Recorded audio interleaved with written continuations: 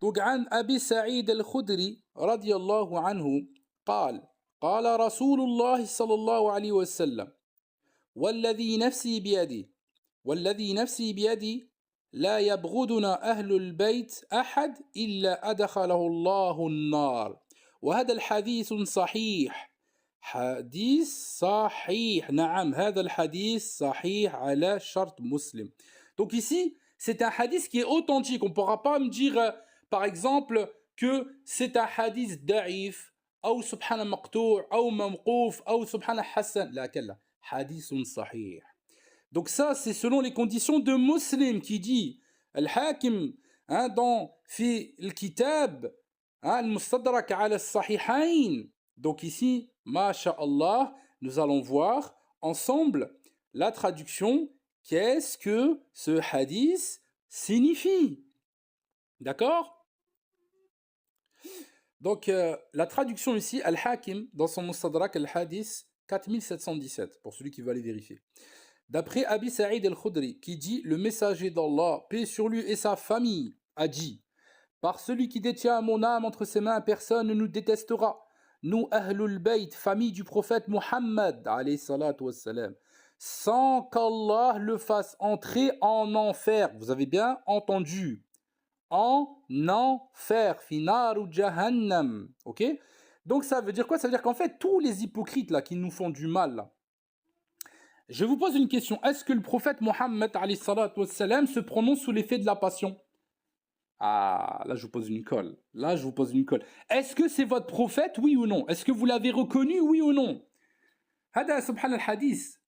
C'est un hadith qui est clair. Il est sahih en plus. Et selon les conditions de musulmans. Donc qu'est-ce que vous allez dire, subhanallah? Les preuves, ils sont devant vous. Parce que certains me disent, comment ça, il se prononce, il a dit un jugement sur nous-mêmes, osant prétextant que nous allons aller dans le feu. Bien évidemment, c'est la parole du prophète sallallahu alayhi wa sallam. Ça c'est un jugement, ça. Ça c'est celui qui ne parle pas sous l'effet de la passion. Ça c'est à laquelle celui qu'Allah subhanahu wa ta'ala vous a ordonné dans le Coran al-Karim de suivre. Rappelez-vous le verset d'Allah subhanahu wa ta'ala Ya ayyuhalladhina amanu ati'u Allah wa ati'u ar-rasul in kuntum mu'minin. Donc est-ce qu'aujourd'hui vous êtes vraiment croyants comme il est dit dans ce verset? C'est la bonne question. Ça, c'est la première question. La deuxième, est-ce que le prophète Mohammed c'est vraiment votre prophète? Ça, c'est la deuxième question. Parce qu'en fait, l'un ne va pas sans l'autre. L'un ne va pas sans l'autre. Donc ici, combien d'explications nous avons données? Allah Azza wa Jalla est témoin. Allah subhanahu wa ta'ala est témoin qu'on a donné énormément de durus, avec énormément de dalil. Al-Hujja vous est parvenu. Na'am al-Bayina vous est parvenu. L'éclaircissement vous a été attribué concernant l'explication vis-à-vis ici d'une preuve qui est très claire, qui est vraiment très claire. Donc celui qui n'a pas compris, celui qui n'a pas encore compris, eh ben il serait peut-être temps de raisonner. On a dit qu'Allah subhanahu wa ta'ala ne donnait pas la compréhension à n'importe qui. Allah subhanahu wa ta'ala, quand il aime quelqu'un, il lui donne la compréhension. La bonne question, c'est comment se fait-il qu'aujourd'hui beaucoup sont amnésiques? Comment se fait-il qu'aujourd'hui que beaucoup ne comprennent toujours pas, malgré les maintes rappels? Vous dites, Allah subhanahu wa ta'ala sera notre juge le jour du jugement dernier. Et vous dites, encore avec arrogance et avec insolence, vous les railleurs, na'am, qui raillez un descendant du prophète Mohammed sallallahu alayhi wa sallam, vous rappelez clairement l'époque des Omeyyades, l'époque à laquelle Muawiyah combattait Ali ibn Abi Talib alayhi salam. Vous êtes clairement du nombre de ceux qui offensaient la famille du prophète sallallahu alayhi wa sallam, alors que le prophète sallallahu alayhi wa sallam a proscrit cela. Il a fait clairement comprendre, celui qui nous détestera, nous les Ahlul Bayt, sans qu'Allah le fasse entrer en enfer. Si vous nous détestez, votre sort il est scellé. Votre sort il est scellé, ce n'est pas ma parole. D'accord, ça c'est la parole du prophète sallallahu alayhi wa sallam. Donc la bonne question, numéro 2 que je vous pose, est-ce que c'est votre prophète?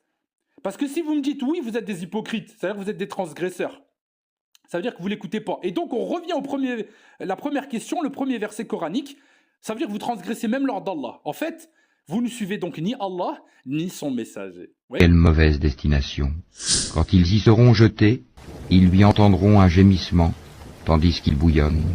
Peu s'en faut que de rage il n'éclate. Toutes les fois qu'un groupe y est jeté, ses gardiens leur demandent Quoi? Ne vous est-il pas venu d'avertisseur?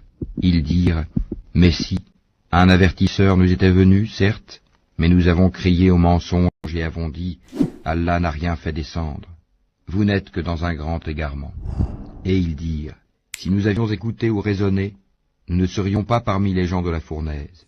Ils ont reconnu leur péché, que les gens de la fournaise soient anéantis à jamais.